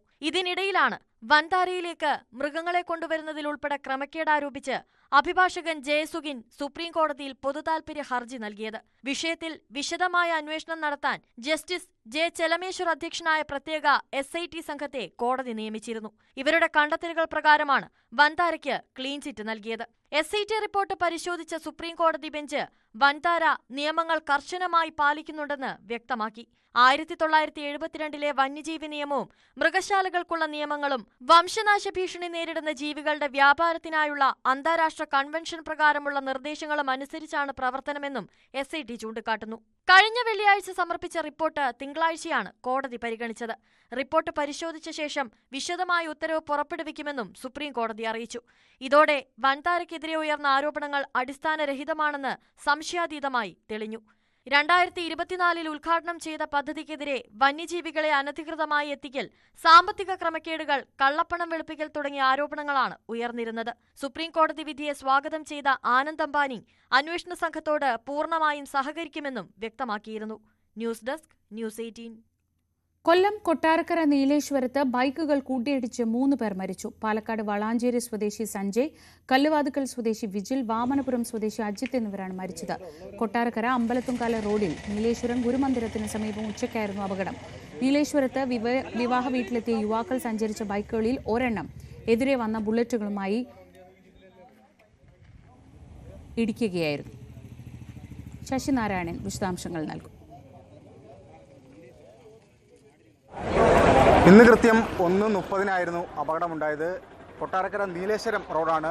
SNDP ഗുരുമന്ദിരത്തിന് സമീപത്ത് വെച്ചായിരുന്നു അപകടമുണ്ടായത്. 2 ബൈക്കുകൾ തമ്മിൽ കൂട്ടിയിടിക്കുകയായിരുന്നു. ഒരു ബൈക്കിൽ 3 പേരും മറ്റേ ബൈക്കിൽ ഓടിച്ചിരുന്ന ആളുമാണ് അപകടത്തിൽപ്പെട്ടത്. 2 ബൈക്കും തമ്മിൽ കൂട്ടിയിടിക്കുകയും ഇടിയുടെ ആഘാതത്തിൽ വാഹനം തെറിച്ചു വീഴുകയും ചെയ്തു. 2 ബൈക്കിലുണ്ടായിരുന്ന 2 പേർ മരിക്കുകയും മറ്റു വാഹനം ഓടിച്ചിരുന്ന ആൾ മരിക്കുകയും ചെയ്തു. അജിത്ത്, വിജിൽ, സഞ്ജയ് എന്നീ 3 യുവാക്കളാണ് മരിച്ചത്. ഉടൻ തന്നെ നാട്ടുകാർ ഇടപെടുകയും ഇവരെ ഇവിടെ നിന്നും കൊട്ടാരക്കര താലൂക്ക് ആശുപത്രിയിലേക്ക് മാറ്റുകയും ചെയ്തിരുന്നു. പക്ഷേ ഇവരുടെ ജീവൻ രക്ഷിക്കാനായില്ല. വാഹനം പൂർണ്ണമായും തകർന്ന് തരിപ്പണമായ അവസ്ഥയായിരുന്നു ഉണ്ടായത്. അല്പസമയത്തിനകത്താണ് പോലീസ് ഇവിടെ എത്തുകയും വാഹനം ഇവിടെ നിന്നും സ്റ്റേഷനിലേക്ക് കൊണ്ടുപോവുകയും ചെയ്തത്. ഈ സമീപത്തായിട്ട് ഒരു കല്യാണം നടന്നിരുന്നു. കല്യാണത്തിന് പങ്കെടുക്കാൻ വന്നവരായിരുന്നു ഈ യുവാക്കളെന്ന് പറയപ്പെടുന്നുണ്ട്. എന്തായാലും കൊട്ടാരക്കര ഭാഗത്തേക്ക് വരികയായിരുന്ന ബൈക്കാണ് അപകടത്തിൽപ്പെട്ടത്. എതിർദിശയിൽ വന്ന ബൈക്കുമായി കൂട്ടിയിടിക്കുകയായിരുന്നു. അങ്ങനെ 3 പേരാണ് ഈ മരണത്തിൽ ഉൾപ്പെട്ടതെന്നാണ് പ്രാഥമികമായി ലഭിക്കുന്ന വിവരം. കൂടുതൽ വ്യക്തത വരാണ്ട് പോലീസ് കൃത്യമായി അന്വേഷണം നടത്തി വരികയാണ്. എസ് വിനേഷാണ് വിവരങ്ങൾ നൽകിയത്. കൊല്ലം നിലമേലിൽ വേക്കലിൽ സ്കൂൾ ബസ് മറിഞ്ഞു. കിളിമാനൂർ പാപ്പാല വിദ്യാജ്യോതി സ്കൂളിലെ വാഹനമാണ് അപകടത്തിൽപ്പെട്ടത്. പരിക്കേറ്റ കുട്ടികളെ കടക്കൽ താലൂക്ക് ആശുപത്രിയിൽ പ്രവേശിപ്പിച്ചു. ആരുടെയും പരിക്ക് ഗുരുതരമല്ല.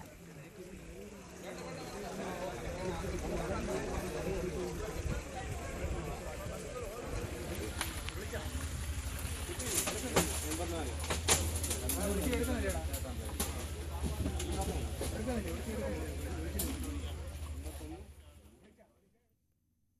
തിരുവനന്തപുരം മാറനല്ലൂരിൽ സ്കൂൾ ബസ്സിനടിയിലേക്ക് ബൈക്ക് ഇടിച്ചു കയറിയും അപകടമുണ്ടായി. ബൈക്ക് ഓടിച്ചിരുന്ന യുവാവ് അത്ഭുതകരമായി രക്ഷപ്പെട്ടു.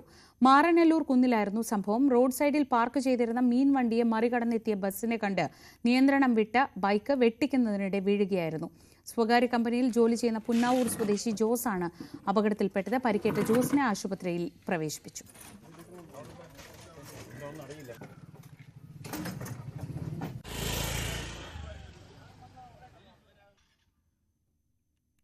അടിമാലിയിൽ വിനോദസഞ്ചാരികളുമായി എത്തിയ KSRTC ബസ് അപകടത്തിൽപ്പെട്ടു. കണ്ണൂരിൽ നിന്നെത്തിയ ബസ്സാണ് അപകടത്തിൽപ്പെട്ടത്.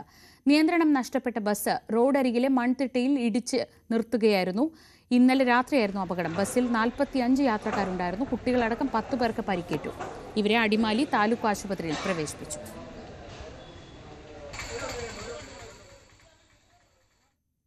തീർത്ഥയാത്ര കഴിഞ്ഞ് മടങ്ങിയവർ സഞ്ചരിച്ച കാർ മരത്തിലിടിച്ച അപകടം. തിരുവനന്തപുരം വെമ്പായം കൊപ്പം ഹാപ്പി ലാൻഡിന് സമീപം കോട്ടൂർ സ്വദേശികൾ സഞ്ചരിച്ച വാഹനമാണ് പുലർച്ചെ 5:30 അപകടത്തിൽപ്പെട്ടത്.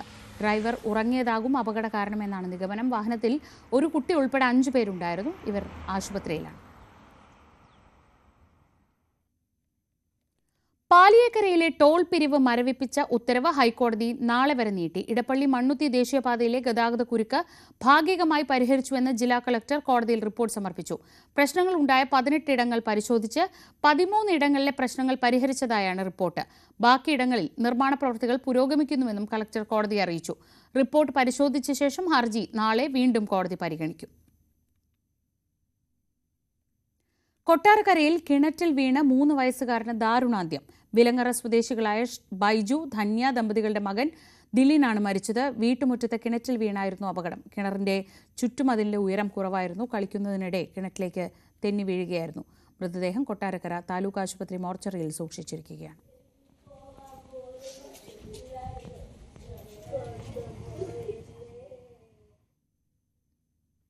കാസർഗോഡ് കരിന്തളം വടക്കേ പുലിയന്നൂരിൽ യുവതി പൊള്ളലേറ്റ് മരിച്ച നിലയിൽ. വടക്കേ പുലിയന്നൂരിലെ വിജയന്റെ ഭാര്യ സവിതയാണ് മരിച്ചത്. രാവിലെ 11 മണിയോടെയാണ് വീട്ടിൽ തീപിടുത്തമുണ്ടായത്.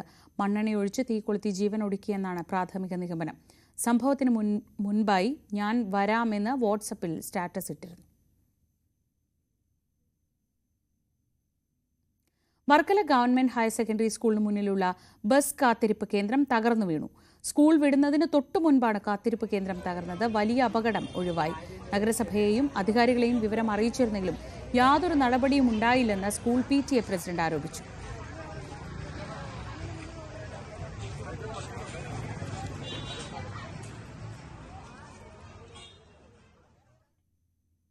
സംസ്ഥാനത്തെ വിവിധ ജില്ലകളിൽ വിസ വാഗ്ദാനം ചെയ്ത് ലക്ഷങ്ങളുടെ തട്ടിപ്പ് നടത്തിയ പ്രതി പിടിയിൽ. തൃശൂർ അഷ്ടമിച്ചിറ സ്വദേശി ഗൗതം കൃഷ്ണ PB ആണ് ഹോസ്ദുർഗ് പോലീസിന്റെ പിടിയിലായത്. ബംഗളൂരുവിൽ നിന്നാണ് ഇയാളെ പിടികൂടിയത്.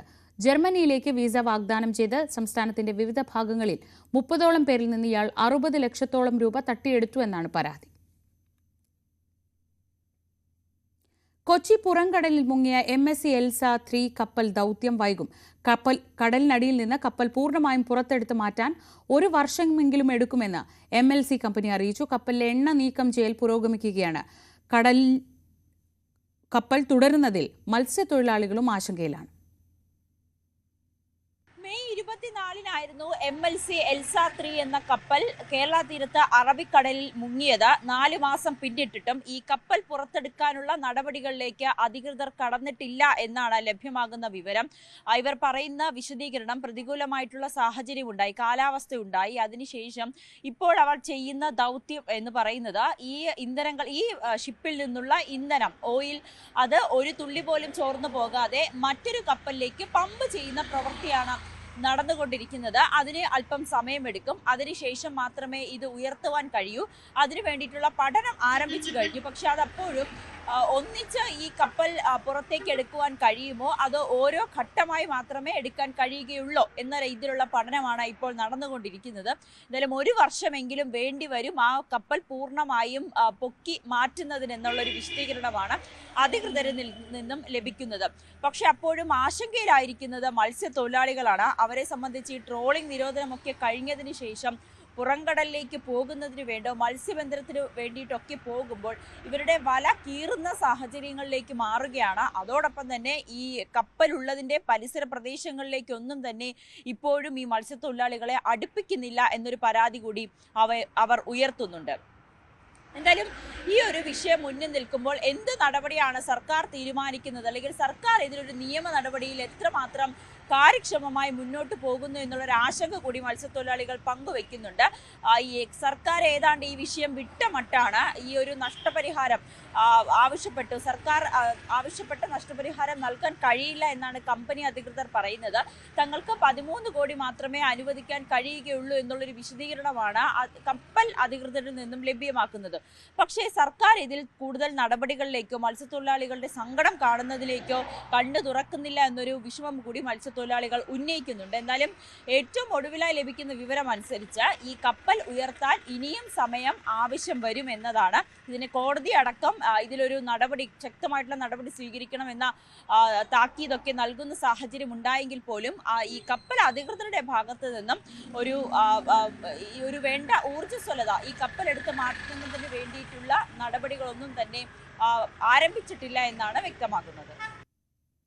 മലപ്പുറം പെരിന്തൽമണ്ണ മണ്ണാർമലയിൽ വീണ്ടും പുലിയെ പിടികൂടാൻ സ്ഥാപിച്ച കൂടിന് സമീപത്തെ CCTV ക്യാമറയിലാണ് ദൃശ്യങ്ങൾ പതിഞ്ഞത്.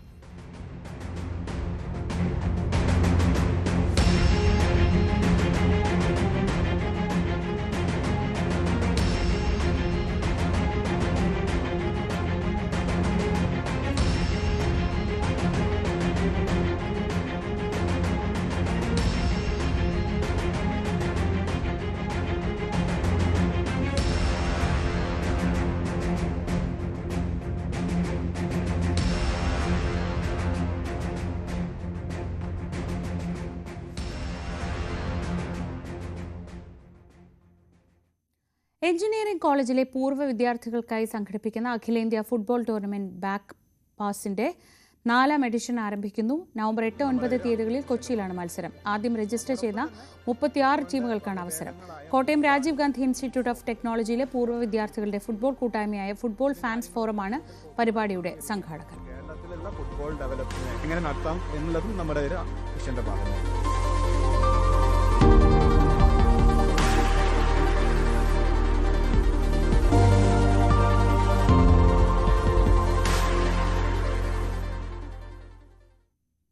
ഗ്ലാസ് ആർട്ടിൽ കാലത്തിനും മായ്ക്കാനാവാത്ത വർണ്ണവിസ്മയം തീർക്കുകയാണ് നിലമ്പൂർ സ്വദേശി ഷാനവാസ്.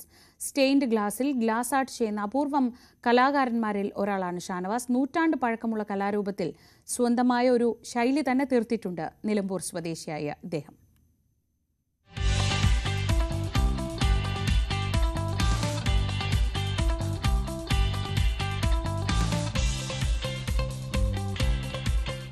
നൂറ്റാണ്ടുകൾ പഴക്കമുള്ള മൈസൂർ കൊട്ടാരങ്ങളിലും മ്യൂസിയങ്ങളിലും ഇടം പിടിച്ചിട്ടുള്ള പ്രത്യേകതരം ഗ്ലാസിൽ തീർത്ത ചിത്രങ്ങളും കലാവിരുതുകളും നിങ്ങൾ ശ്രദ്ധിച്ചിട്ടുണ്ടാകും.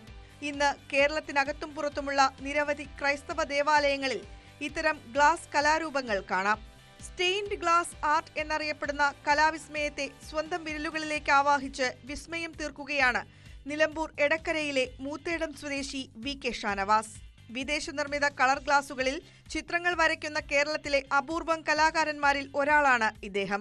ഇത് കളർ ഗ്ലാസ്, വിദേശ നിർമ്മിത കളർ ഗ്ലാസുകൾ ഓരോ ഡിസൈനായി കട്ട് ചെയ്തുകൊണ്ടാണ് നമ്മൾ ഡിസൈൻ ചെയ്യുന്നത്. ദേവാലയങ്ങൾക്കാണ് ഏറ്റവും പ്രധാനമായി ഇത്തരം ഒറിജിനൽ സ്റ്റെയിൻ ഗ്ലാസ് ഉപയോഗിക്കുന്നത്. ഇതിൽ പെയിന്റിംഗ് വരുന്നില്ല. 100% വിദേശ നിർമ്മിത കളർ ഗ്ലാസുകൾ ഓരോ ഡിസൈൻ അനുസരിച്ച് കട്ട് ചെയ്ത് തരുന്ന ഡിസൈനിൽ നമ്മൾ സ്റ്റെയിൻ ഗ്ലാസ് ചെയ്യുകയാണ് ചെയ്യുന്നത്. ഇതിൻ്റെ പ്രത്യേകത എന്ന് പറയുന്നത് 100 വർഷം പിന്നിട്ടാലും ഇതിൻ്റെ കളർ മങ്ങുകയോ ഇതിൻ്റെ മെറ്റീരിയൽസിന് കംപ്ലൈൻറ്റ് വരികയോ ചെയ്യുന്നില്ല. 100 വർഷമാണ് ഒറിജിനൽ സ്റ്റെയിൻ ഗ്ലാസിന് നമ്മൾ ഗ്യാരണ്ടി കൊടുക്കുന്നത്. നൂറ്റാണ്ടുകൾ പിന്നിട്ടാലും നിറം മങ്ങില്ല എന്നതാണ് ഒറിജിനൽ സ്റ്റെയിൻഡ് ഗ്ലാസ് വർക്കുകളുടെ പ്രത്യേകത. ഡൽഹി, മുംബൈ, ഹൈദരാബാദ് എന്നിവിടങ്ങളിൽ നിന്ന് ഇറക്കുമതി ചെയ്യുന്ന കളർ ഗ്ലാസുകളും അനുബന്ധ വസ്തുക്കളും ഉപയോഗിച്ചാണ് ഷാനവാസ് തന്റെ കലാസൃഷ്ടികൾ ഒരുക്കുന്നത്. ചതുരശ്ര അടിക്ക് 1500 രൂപ മുതൽ മുകളിലേക്ക് വില വരുന്നതിനാൽ സാധാരണ വീടുകൾക്ക് ഇത്തരം ഡിസൈൻ ഗ്ലാസുകൾ അപ്രാപ്യമാണ്. ഓരോ ഡിസൈനിനനുസരിച്ച് ഗ്ലാസുകൾ മുറിച്ചെടുത്ത് കോപ്പർ ഫോയിൽ ഒട്ടിച്ച് സോൾഡറിംഗ് അയൺ ഉപയോഗിച്ച് ലെഡിൽ യോജിപ്പിച്ചാണ് ഷാനവാസ് തന്റെ വർക്കുകൾ പൂർത്തിയാക്കുന്നത്. 1999 മദ്രാസിലെ നീൽ ജൂഡോ മെഡോസ് എന്ന ആംഗ്ലോ ഇന്ത്യൻ ആർട്ടിസ്റ്റിൽ നിന്നാണ് ഷാനവാസ് ഈ കല സ്വായത്തമാക്കിയത്. മദ്രാസിലെ പെരമ്പൂർ ദേവാലയത്തിൽ കുരിശിന്റെ വഴി സ്റ്റെയിൻഡ് ഗ്ലാസിലൂടെ ചെയ്തായിരുന്നു തുടക്കം. പിന്നീട് തിരിഞ്ഞു നോക്കേണ്ടി വന്നിട്ടില്ല. ഇന്ന് കേരളത്തിനകത്തും പുറത്തും ഒട്ടനവധി ദേവാലയങ്ങളിലും ഷാനവാസിന്റെ ആർട്ടാണ്. 180-ലധികം ലൈറ്റ് ആൻഡ് ഷെയ്ഡ് കളർ ഗ്ലാസുകൾ ഉപയോഗിച്ചാണ് ഷാനവാസ് വർണ്ണവിസ്മയം തീർക്കുന്നത്. ന്യൂസ് 18 തിരൂർ. കക്കിരി കൃഷിയിൽ വിജയഗാഥ രചിക്കുകയാണ് കാസർഗോഡ് രാവണേശ്വരം സ്വദേശി ഗണേശൻ. 2 ഏക്കറിലധികം വരുന്ന സ്ഥലത്ത് നാടൻ കക്കിരിയാണ് കൃഷി ചെയ്തത്.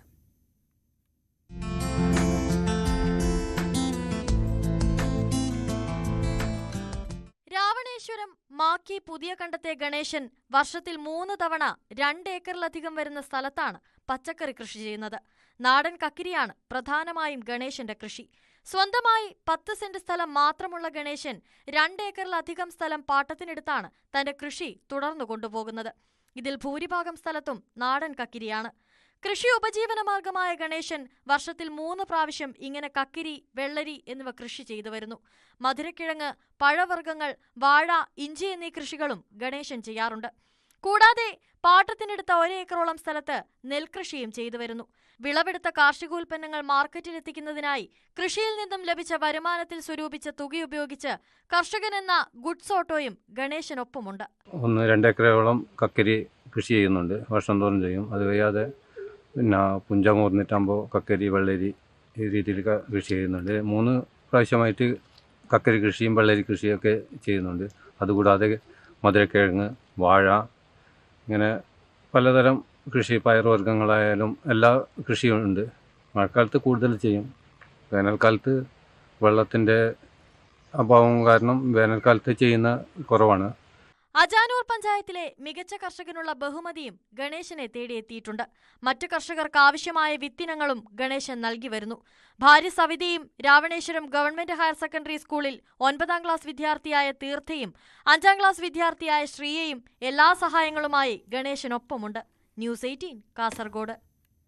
മലപ്പുറത്ത് 40 ലക്ഷം രൂപ ചെലവഴിച്ച് നിർമ്മിച്ച മലിനജല ശുദ്ധീകരണ പ്ലാന്റ് തകർന്നു. വൈലത്തൂർ ടൗണിൽ ജനജീവിതം ദുരിതത്തിലാക്കി മത്സ്യ മാർക്കറ്റിൽ നിന്നുള്ള മലിനജലം പരന്നൊഴുകി. പ്ലാന്റ് നിർമ്മാണത്തിൽ വൻ അഴിമതിയാണെന്നും പഞ്ചായത്തിന് നിസ്സംഗ മനോഭാവമാണെന്നും CPM ആരോപിക്കുന്നു. മലപ്പുറം ജില്ലയിലെ പൊന്മുണ്ടം പഞ്ചായത്തിന് കീഴിലെ വയലത്തൂർ മത്സ്യമാർക്കറ്റിൽ നിന്നുള്ള മലിനജലമാണ് ജനങ്ങൾക്ക് ദുരിതമായി പുറത്തേക്കൊഴുകുന്നത്. 40 ലക്ഷത്തോളം രൂപ ചെലവഴിച്ച് നിർമ്മിച്ച മലിനജല ശുദ്ധീകരണ പ്ലാന്റ് തകർന്നതാണ് ദുരിതത്തിന് കാരണം. പ്ലാന്റിന്റെ ടാങ്ക് നിറഞ്ഞിരിക്കുകയാണ്. മലിനജലം കെട്ടിക്കിടക്കുന്നത് കാരണം വയലത്തൂർ ടൗണിലെ വ്യാപാരികളുടെ കച്ചവടത്തെയും പ്രതികൂലമായി ബാധിക്കുന്നു. മാത്രമല്ല ടാങ്കിന്റെ മൂടി തുറന്ന നിലയിലുമാണ്. ഇത് കടുത്ത രോഗഭീഷണിയും സൃഷ്ടിക്കുന്നു. പൊന്മുണ്ടം പഞ്ചായത്ത് ഓഫീസിന്റെ മൂക്കിന് താഴെയാണ് കടുത്ത രോഗഭീതിയും ദുർഗന്ധവും പരത്തി മത്സ്യമാർക്കറ്റിലെ മലിനജലം പുറത്തേക്കൊഴുകുന്നത്. പഞ്ചായത്ത് ആരോഗ്യ വിഭാഗം ഉദ്യോഗസ്ഥർ നിസ്സംഗ നിലപാടാണ് സ്വീകരിക്കുന്നതെന്ന് CPM നേതാക്കൾ ആരോപിച്ചു. മലിനജല ശുദ്ധീകരണ പ്ലാന്റ് നിർമ്മാണത്തിൽ വലിയ അഴിമതി നടന്നിട്ടുണ്ടെന്നും കുറ്റക്കാർക്കെതിരെ കർശന നടപടി സ്വീകരിക്കണമെന്നും നേതാക്കൾ ആവശ്യപ്പെടുന്നു. നടപടിയില്ലെങ്കിൽ ബഹുജന പ്രക്ഷോഭം നടത്തുമെന്നും CPM വ്യക്തമാക്കി. പ്ലാന്റ് നിർമ്മിച്ച് ഇതുവരെ അറ്റകുറ്റപ്പണി നടത്താത്തതും തിരിച്ചടിയായി. ശുദ്ധീകരിക്കുന്ന വെള്ളം ഉപയോഗിച്ച് ജൈവകൃഷി നടത്തുമെന്നാണ് അറിയിച്ചിരുന്നതെങ്കിലും ഒന്നും നടന്നില്ല. പ്ലാന്റ് നിർമ്മാണത്തിലെ അഴിമതിക്കെതിരെ കഴിഞ്ഞ മാസവും പഞ്ചായത്ത് ഓഫീസിലേക്ക് CPM മാർച്ച് നടത്തിയിരുന്നു. ന്യൂസ് 18 തിരൂർ. ഇനി ഇന്നത്തെ സ്വർണം വെള്ളി നിരക്കുകൾ നോക്കാം. കവിത ഗോൾഡ് ആൻഡ് ഡയമണ്ട്സ് ഇന്നത്തെ സ്വർണം വെള്ളി നിരക്കുകൾ നിങ്ങൾക്കായി സമർപ്പിക്കുന്നത് Kavitha gold and diamonds, the versatile jewellery. സ്വർണം 22 ക്യാരറ്റ് ഗ്രാമിന് 10,180 രൂപ, പവന് 81,440 രൂപ. സ്വർണം 18 ക്യാരറ്റ് ഗ്രാമിന് 8,435 രൂപ, പവന് 67,480 രൂപ. വെള്ളി ഗ്രാമിന് 140 രൂപ, കിലോഗ്രാമിന് 1,40,40,000 രൂപ. കവിത ഗോൾഡ് ആൻഡ് ഡയമണ്ട്സ് ഇന്നത്തെ സ്വർണം വെള്ളി നിരക്കുകൾ നിങ്ങൾക്കായി സമർപ്പിച്ചത് Kavitha gold and diamonds, the versatile jewellery. Bulletin പൂർണ്ണമാവുന്നു. ഇനി പ്രൈം ഡിബേറ്റുമായി മഞ്ജുഷ് ഗോപാൽ.